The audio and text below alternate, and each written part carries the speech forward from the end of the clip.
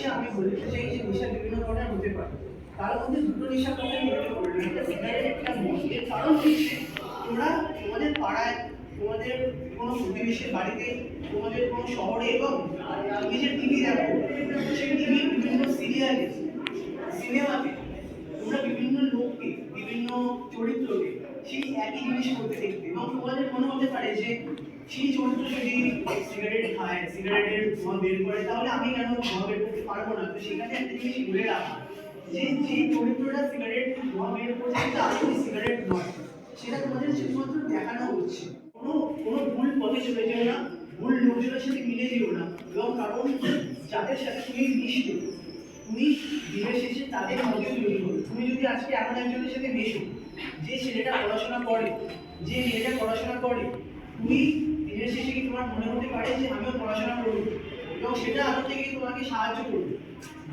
তুমি যদি এমন একজনের সাথে মেশো যে তোমাকে বলবে যে না, পড়াশোনা আমার দ্বারা ভালো লাগছে না, আমি করতে পারবো না পড়াশোনা, তোমারও মনে হবে এই বয়সে যে না পড়াশোনা। कदम आज बढ़ाओ, नशे की आदत मिटाओ, खुद को औरों को बचाओ, नई सुबह बुलाओ।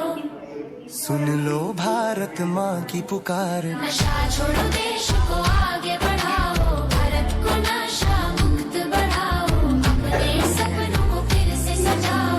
हाथ में हाथ मिलाओ, जागरूकता की लो जलाओ, शिक्षा का दीप जलाओ, अंधेरे को दूर भगाओ।